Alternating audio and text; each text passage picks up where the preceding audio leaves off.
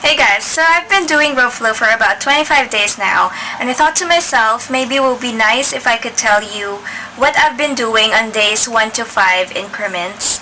So I can easily give you like 5 days of a diary of my Ropeflow. During day 1, all I did was just do figure eights. I was super impressed with how the rope actually flies when you just propel yourself either overhand or underhand. I just kept on doing it in front of me. I didn't know where else to go but to just familiarize myself with the basic 3 moves. The overhand figure 8, the underhand figure 8, and the dragon roll. I thought the dragon roll was too complicated for me, so I focused on the figure 8s first. I just don't know how to get to dragon roll. I think nobody really films on the first day. I took photos, but I didn't film. I was also embarrassed to see myself making mistakes, so that was wrong because I could have had more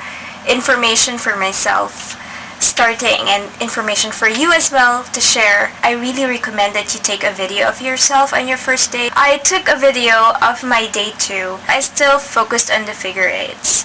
And from time to time, I try to figure out dragon roll, but it's just so hard for me to understand.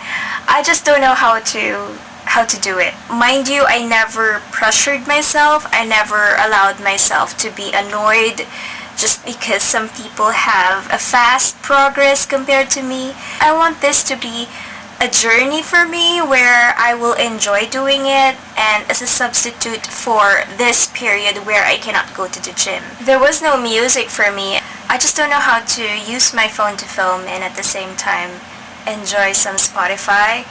And at this point, you can see I was just trying to dance and just make some overhand figure eights, enjoying it, enjoying the sun. I really need something that would give me an excuse to go out and get more sun because I was getting so sickly for some reason. And there you go is the underhand figure eight.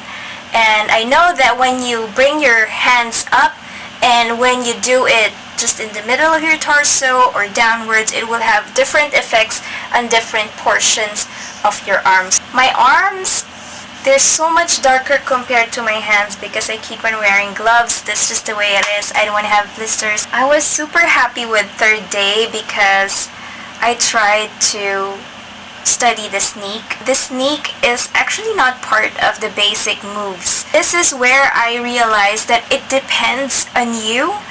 It depends on your progress and it depends on how easily you can understand certain moves. And at this point, I just cannot understand the dragon roll. I just can't. And I thought to myself, why is this so hard? I mean, I'm not gonna tell you that on day 3 I was able to make a really perfect sneak. That's probably not something that I will claim ever. A bit complicated for a beginner. And actually, it's not even recommended that you do the sneak as of yet, but it's just something that I want to do because I just want to do something that day because I can't figure out the dragon roll. So I was so happy with it. I can only do one side of the sneak. I cannot do both at that time. I think it's the underhand sneak. So I learned it from Weck method. I think he was really good with teaching it, and it was easier for me to understand that first rather than understand the dragon roll. By the way, from my days 1 to 2, the person who actually made it easier for me to understand figure eights was Luke. I like the way he explained the benefits of Ropeflow and at the same time how it translates to the movements of different types of sports like boxing, golf, throwing a ball, and those kinds of things, and I really appreciate it more. So let's now go to the 4th day when I finally understood the dragon roll. It's actually not that hard, but it was too complicated for me. I just can't. It took me a while. It took me so many videos, and I tried to study many times, and I just can't figure it out until I realized that all you need to do is be more flexible with your torso. Like, the moment you swing it this way, make sure you be able to swing the other way. when you move. So it's like, you just have to be able to find a balance between your hands and your torso. It's really muscle and body coordination. It's very skeletal as well. That's why I love it, because there are so many muscles and so many bones that I haven't been using, that I noticed that I've been using because of these exercises. I figured out the dragon roll thanks to another YouTuber, and I'm gonna link her video somewhere here. With her style, it made it easier for me to understand. And not to say that I didn't understand Weck and Luke and all the others. It's just that there are certain moves that I understand better with certain YouTubers or Instagram users. I kept on having my ropes loop around my ponytail, and that's just something that you need to get over at some point. It's just so hard. Until now, I still experience that. It still kind of like clings to my ponytail when I'm not doing it correctly, or if my hands were too low or too high.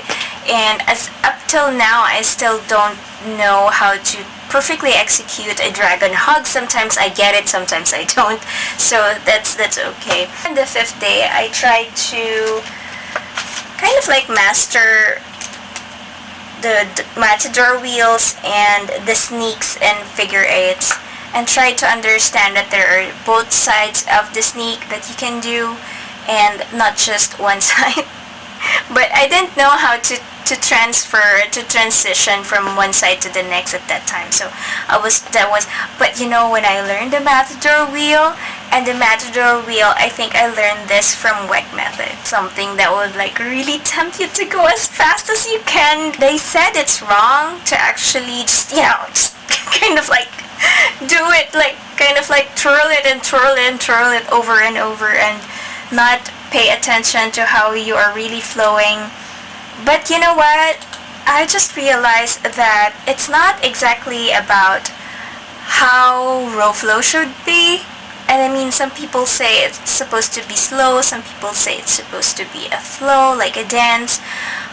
But for me, you do you. Like, literally, if you want it to be fast this time, then do it.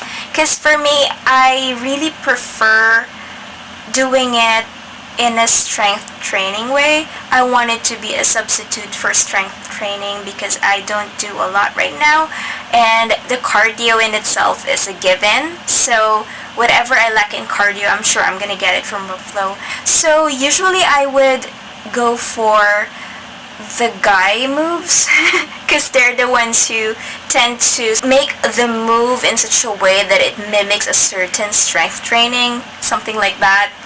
And I usually see women doing a lot of flows that are very feminine, and that's perfectly fine because that's their choice. If you're going to start with your Ropeflow journey, you have to be kind to yourself. More than anything else, the most important thing is that you enjoy it. If there are certain things that will be toxic for you in the long run, then just don't follow them and just don't look at them, at least for the moment, until you find your own flow and you find your own direction. Seriously, when I started with this, I never had any thoughts in my head. I was actually looking for battle ropes, and battle ropes were the ones that I loved doing back when there was still a gym. And it's really good for the back, but it's very limiting. So the Ropeflow is actually a good thing because you're more flexible, you can move, you can jump if you want to. Battle ropes will damage the floor. How could I find a place that would mount somebody who would mount it for me? It was just something that was so hard to figure out, to be quite honest. From my interview with my friend Joanna, I had my Ropeflow for beginner video if you want to check that out. And she told me that there were days when she gets so pissed with people who are so good with Ropeflow. And I kind of like was warned by that. I want to enjoy it. I want to keep on doing it. Not because I'm pressured that some people are so good at it. So I stopped following anyone. And I just kept on looking for drills. You know, there are also a lot of community on Ropeflow. And some of them will even reach out to you. And you will not have a lack of drills coming from these. but they're all mostly in Instagram. If you want to dance, it's also good. I wish that you would be able to dance someday with the ropes. I wish to. I love street dancing, and I haven't been doing Les Mills Body Jam for a long time. I do it here online through Fitness First, and thankfully they're offering it, but it's just, I'm limited. I'm inside my apartment and it's not the same. So I hope to be able to dance one day, the street dancing version using the ropes. I really hope I can. And if you would like to do ballet, do jazz, or just, I know someone who's been converting her hula hoop version to Ropeflow, and she's just super good with it. And that's not the style that probably I can do because I'm not that graceful. It depends on the style that you want. I'm gonna link below a store which sells an affordable rope here in the Philippines if you're residing in the Philippines, and I can even share an extra 20 peso discount.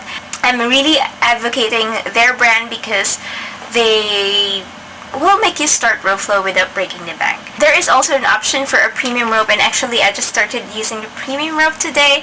I super loved it. However, the premium ropes are just available in 550 grams, and I don't recommend that you start with 550 grams, no matter how tempting it may feel.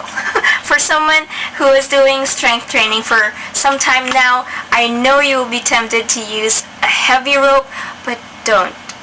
And you will still need a light rope anyway, so you will have to probably use a light rope first. I recommend a 300 gram or 350 grams, something like that, and then transition to a heavier rope one day, maybe a premium one, and it is going to improve your flows. But don't let go of that light rope. That's really important that you start with it, and it will also avoid any injuries if you're not yet very familiar with how the rope will swing.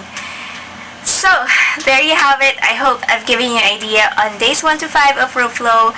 I hope to see you again in my channel. Thanks a lot for watching, and see you again soon. If you need to go out, please wear a mask. Be safe, guys. Bye.